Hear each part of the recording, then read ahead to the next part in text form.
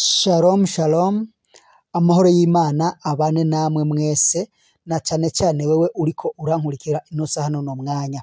Twagarutse muri vya biganiro vy'iyobokamana, twongera twibukanya kandi twongera twigishanya kuvyerekeye ivy'ijambo ry'Imana no kuvyerekeye iyi teme tuba twatanguye kugira ngo tuyinjiremwo indani mu mizi, mbese tubishobore kubitahura. Amazina yanje ni Isa nkuko dusanzwe tumenyeranye muri iki kiganiro. Reka rero dukomeze n'ikiganiro akarongo ka gatatu. Ikiganiro ni ca kabiri, akarongo n'aka gatatu, ikiganiro cerekeye kivuga ku by'iherezo ry'isi canke umuhero w'isi nkuko tuvyigisha canke nkuko dukunda kuvyumva mu mashengero yacu dusanzwe duteraniramwo. Rero ndabashimiye ko turi kumwe kandi ndabashimiye cyane ukuntu mukomeza kunyereka ko mwishimiye ibiganiro ndi kubashikiriza, ibiganiro turi kugenda twiga kuvyerekeye ijambo ry'Imana.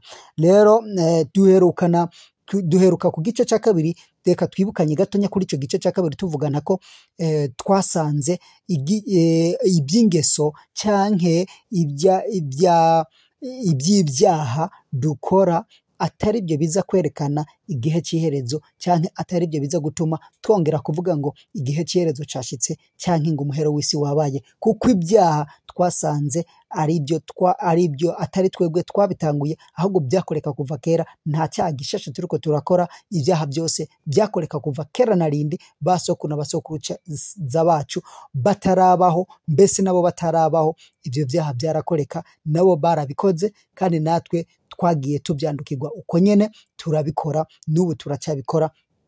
Rero nta cyaha gishasha turiko turakora, byose byakoreka kuva kera kandi n'ubu biracyakoreka, kiretse yuko ukora icyaha wese afise uko azobihanirwa imbere y'uwamuremye. Kandi twongeye twibukanya kandi twasanze ibyerekeye iherezo canke ibyerekeye umuhero w'isi ntabwo tubisanga neza na neza bifatiye kuri izo ngeso, ahubwo twasanze bifatiye ku ijambo ry'Imana ry'ubuhanuzi Imana yavuze yo nyene ubwayo, mbese no kuri periyode y'Imana ubwayo yo yagiye yikorera.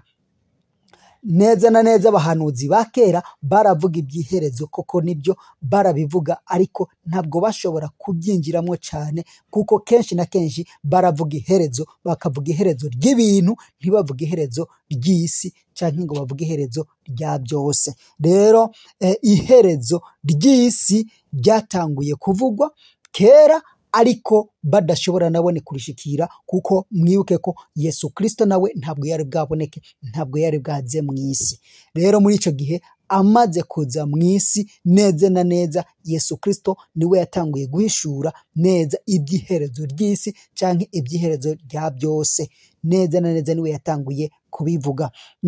Twifashije igitabo ca Matayo, dusize igitabo ca Matayo ku gice cyaho ca 24, duhereye nko ku murongo wa 3, haravuga ngo yicaye ku musozi wa Elayono, abigishwa biwe baramwegera bihereranye, baramubaza bati, tubwire ibyo bizobaho ryari, kandi ibimenyetso bizoba iki ikimenyetso kizoba iki cukuza kwawe n'icumuhero w'isi. Byumvikane ko yariko yivuga ngo umuhero w'isi no kugaruka kwiwe.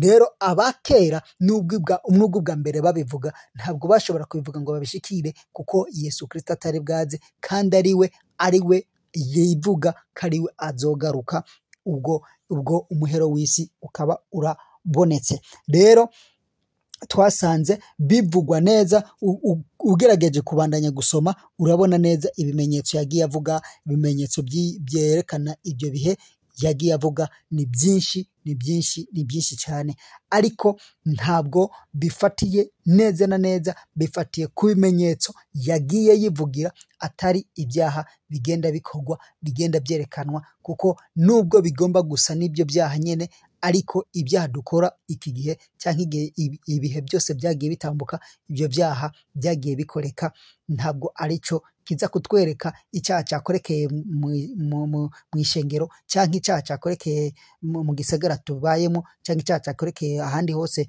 tuba twegeranye cyangwa tuba twegereye, biza kwerekana yuko icyo ari cyo kintu cyerekana igihe cy'iherezo. Ariko twasanze neza yuko bifatiye neza kuri periyode y'Imana, twibukanyije yuko periyode y'Imana, periyode ya mbere yabayeho Imana ubwayo ari igendana n'abana b'abantu, haragera igihe irabivamwo, irahindura strategy, ihindura ubundi buryo, iza mu mwana. Ije ari mu mwana, niyo periyode yabayeho ya kabiri ya Yesu Kristo. Iyo ni periyode ya kabiri ya Yesu Kristo. Periyode ya kabiri imaze kuba, Yesu Kristo yabanye natwe, abana n'abana b'abantu, akora imirimo yose. Murayizi imirimo yose yakoze, ni byinshi cyane yagiye akora, ibitangaza n'utwumiza byagaragaye kuri we, ikiganza cy'Uwiteka cyagaragaye kuri we. Mbese yari Imana ijana ku ijana ari ngaha mu isi, ntabwo yigeze ntawugereranywa nawe, kandi nta n'ushobora kugereranywa nawe, haba n'ubu n'igihe kizoza cyangwa n'igihe cyatambutse. Ntawe ushobora kugereranywa nawe. Ni umwami w'abami, ni umwami w'isi yose, ni Imana ijana ku ijana. Iyo periyode ya Yesu Kristo rero yarabayeho, iba periyode ya kabiri, yabayeho ari periyode ya kabiri. Hariho periyode ya gatatu rero yagiye kuhaba, ariyo periyode twitwa ko ari iya nyuma. Periyode ya gatatu ni Yesu Kristo ubwiwe yanayitanguje, kuko nawe igihe yagenda yasize avuze ngo sindabasiga mwenyene, ndabarungikira umwitsa ari we Mpwemu Yera, ndabarungikira umwitsa ari we Mpwemu Yera. Arongera aravuga ngo umva, ndi kumwe namwe iminsi yose kugeza ku muhero w'isi. Byumvikane ngo nubwo yaravuye mu isi, yagumanye natwe, kandi no muri ubundi buryo yarungitse Mpwemu w'Imana, yarungitse Mpwemu Yera, aza kubana natwe, aza muri twe. Ni nawe gushika uyu munota ariko aradukoresha, ni nawe gushika uyu munota akoresha abakozi b'Imana, akoresha abakozi bayo, akoresha imirimo n'ibitangaza, akoresheje ikiganza cya Mpwemu Yera, akoresheje Mpwemu Yera ari muri twebwe, ni nawe adukoresha ibi byose mwumva. Rero iyo nayo yabaye periyode twovuga ngo ni periyode ya gatatu.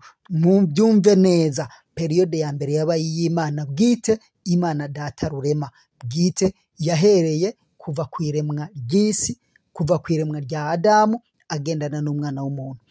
Iya kabiri periyode yagiye kuhaba, Imana yigiriye mu ijuru, igaruka mu bundi buryo bw'umwana ari we Yesu Kristo, aza mu isi akora imirimo n'ibitangaza byose muzi umwami w'abami Yesu Kristo yakoreye mu isi, agendana n'intumwa, akorana imirimo n'ibitangaza byose yakoze, murabizi.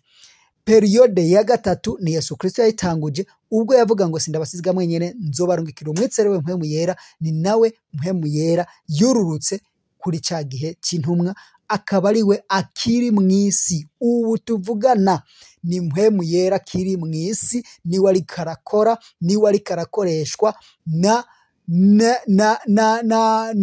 n'umwami, niwe ari karakoreshwa n'Imana, niwe ari muri twebwe, niwe adukoresha, kuko Yesu Kristo yarabisezeranye neza, aravuga ngo nibyo ntabigishije azobibigisha, kandi niwe azobereka inzira y'ukuri, ni nawe azobakoresha imirimo n'ibitangaza. Rero uwo mwami w'abami Yesu Kristo niwe yatanguje icyo gice cya gatatu, ariyo periyode ya gatatu ya Mpwemu Yera. Uwo Mpwemu Yera rero niwe ari muri twebwe, niwe akomeza gukora imirimo n'ibitangaza muri twe. Nicyo gituma rero navuze ngo ibintu byerekeye ngo ikiherezo cyangwa ibitangaza, igihe cy'iherezo ntabwo kigaragarira cyane cyane mu ngeso, ahubwo kiragaragarira mu mirimo, mu ijambo ry'Imana, mu by'Imana yavuze bizosohora, byerekana ibimenyetso bizerekana igihe cy'iherezo. N'ikindi na periyode y'Imana.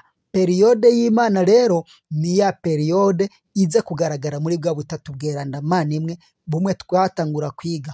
Ni ukuvuga ngo ubu Mpwemu Yera ari mu isi, nta wundi mpwemu yera ubwo azova mu isi nta wundi azoza, kandi mpwemu yera nta rindi sezerano azoshiraho ngo azoturingikira uwundi, nta wundi ashobora kuza kuko ubutatu bweranda bwose bwarakoze. Harakoze Imana Data, harakoze Imana Mwana, harakoze na mpwemu yera. Igihe rero turiko turavuga ngo ni igihe cy'iherezo, iyo tuvuze igihe cy'iherezo tuvuze ko ari periyode ya nyuma turimwo.